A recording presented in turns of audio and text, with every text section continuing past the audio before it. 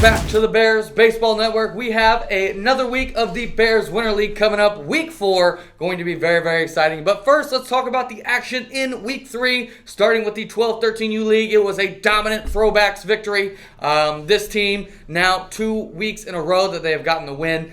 Offense firing on all cylinders. And Bernie, I want to start with you. Obviously, a lot of these guys are your guys. This throwbacks team, top to bottom, seems like really hitting on all cylinders. What did you think about this big throwback win? Yeah, it's a big win for them, man. They got a lot of big hits and big spots. I know Owen Lewis and Blade Bomb each went deep. Judge Levy had a grand slam. So overall, I thought it was a nice bounce back week for those throwbacks. Yeah, I think this lineup has really kind of solidified itself as one of the most talented lineups in the entire BWL. A nice win for the boys. KJ, looking at your squad, I thought strike throwing, which kind of has been the theme of all the losing teams every week. It typically has been who's thrown more strikes has won the game. Strike throwing was the problem in this one, but I thought your guys took pretty good at bats. What did you think about the 12-13U game this week? Like you said, we need more guys to step up and throw strikes for us. And we need the superstars to be superstars in that lineup. I'm not getting a lot of production out of the stars right now. I think I could get more out of Knifrey, I get more out of Avery. Cam Bernstein's back, Cale Taylor's back. So I think this isn't a bad team. They're just playing bad, and we're gonna right the ship here coming up. Moving to the 14-15U B League, it was another Pinstripes victory. The first 2 weeks of this league were super tight games, both decided by 1 or 2 runs. This week was a dominant win for the Pinstripes. And again, I felt like the strike throwing for the throwbacks was what kind of held them back. This team, in all 3 games, has struggled to throw strikes. But in the first 2 games, their offense was able to kind of pick up the slack. This week, it was really, really a performance of the Pinstripes hitting strikes when they got them, and also the throwbacks not throwing too many. But I thought, for the most part, a really nice win there for that Pinstripes team. KJ, you kind of mentioned when you guys lost week 1 that this team wasn't quite at full strength. 2 weeks in a row, this team's looked really, really good. What did you think of this B League win here for the Pinstripes? In the first 2 wins, we were dominating the whole game and had rough last innings in the first 2 games. So in the first game, we lost it in the last inning. Second game, we almost lost in the last inning. And third game, we just took care of business all game. So I think that's going to be the theme for the rest of the year. I think that B League team, those B League Pinstripes are way better than the B League throwbacks. Everyone I'm throwing out there is dominating the mound. The hitters top to bottom have been very deep for a B League especially. So, it was just another day of business for that B League team, and looking forward to keeping it going next week. Yeah, we'll see. I think the throwbacks have been beating themselves really in the last 2 games. So if they can really not beat themselves and force the Pinstripes to beat them, I think it could have been a completely different game. But moving into the 14-15U A League, it was another Pinstripes victory. Again, these games have been super competitive every single at bat, but the Pinstripes once again come out on top. I thought Pinstripes did a great job of getting to Lucas Velchek. Again, we kind of talked about on the pre-show for this week that these hitters are all seeing pitches they already saw in week 1, and I think the Pinstripes really used that knowledge against Velchek to get some runs on the board early, and then the bullpen really shut it down. KJ, a great win for this team. Once again, moving to 3-0, the only remaining undefeated team left in the BWL. What do you think about this A-League squad for 14-15U? Yeah, again, this A-League squad, they're just dominant. And again, I'll say I think the Pinstripes are way better than throwbacks in this league once again. And it's not necessarily that they're much more deeper. I mean, we've seen some highlights of some guys who didn't necessarily get a lot of playing chances in the week 1. I know Noah Hendricks dominated on the mound. He's not even, top 4 pitcher necessarily on my team. Dominated on the mound, hit a grand slam. But the stars are being stars in this league for me. All the stars are hitting good. Ben Combs, Andrew Willeret doing his job, proving all the doubters wrong from the offseason. And again, I just think this team's dominant, and I just don't see this team losing.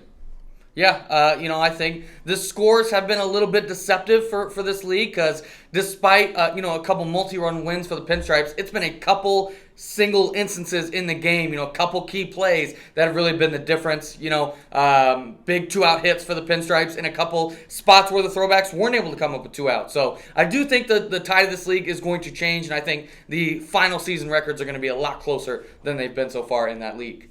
And then finally, moving on to the 18U League, it was a throwbacks win here in this one. The game plan was simple. Keep it close when Mac left the game. I think it was 3-0 when Mac left the game, and then immediately the throwbacks were able to come out and take a lead off the bullpen. I thought the throwbacks bullpen pitched really, really well. Sam Dollins and Brandon Nickerson both shut the door, and then Elliot Myers in the last inning. So I thought it was a complete team win. You hear coaches say that a lot, but I thought this one truly was. Big hits up and down the lineup, a lot of different guys contributing, and defense was flawless for the throwbacks this week. A great win for this team who's looking to get back on track. KJ, this pinstripe squad, I think this is probably the biggest talent gap in all of the leagues, is the pinstripes of the throwbacks in this one. But the throwbacks got the better of it. What do you think about the pinstripes going forward in this 18U league? I think, like you said, we didn't get enough runs when Mac was on the mound. But I thought if you really watched the game, we had a ton of chances that we didn't take advantage of, a lot of bases loaded that we couldn't get any in. And then late in the game off the bullpen, we just got really passive. And so, it is what it is. This team's good enough to where, even when Mac's not pitching, we can still get a dominant win. So, we're excited for Saturday to get back on the win track. Yeah, let's go ahead and get back into that Saturday matchup, Week 4 of the BWL. In Week 1, I think we had 3 rematches of the pitching matchups. This week, we've only got 1 rematch of the Week 2 pitching matchups. Every other matchup is going to be a fresh one, so super excited to see it. Let's go ahead and start with the 12-13U League. Bernie, you went 2-2 last week in picking winners. You're now up to 7-5 on the season, so seeing if you can do it again in this week. Starting with the 12-13U League, it is the Pinstripes being hosted by the Throwbacks, so the Throwbacks are home. Owen Lewis on the mound for the Throwbacks, and Avery McNicholas on the mound for the Pinstripes. Bernie, I think in this one you've got 2 very strike-throwing oriented pitchers, and I think it's going to make it very interesting for the offenses. What do you think, Bernie? Who's going to be the victor in this 12-13U game? Yeah, for the 12-13 game, I'll go back to the Throwbacks. I thought Owen Lewis last outing showed him in the first inning. After that, looked really good. Walter guys at the very end, but I thought overall looked very good. I think his second time out, he'll be even sharper. And this Pinstripes, bullpen here, the depth of the pitching staff is going to be tested here early and often, and I think that the Throwbacks will pull away with this one. Yeah, in my view of this game, I think the pitching depth definitely favors the Throwbacks. The question for me is going to be the lineup for the Pinstripes. A couple guys at the top of the order who really got to step up. KJ, what are your thoughts about this matchup here at 12-13U? Like you said, we're going to need some guys to step up, especially on the pitching front. But I do have Avery for 3 innings. I'll have Cam Bernstein for a little bit. He didn't go too long in Week 1.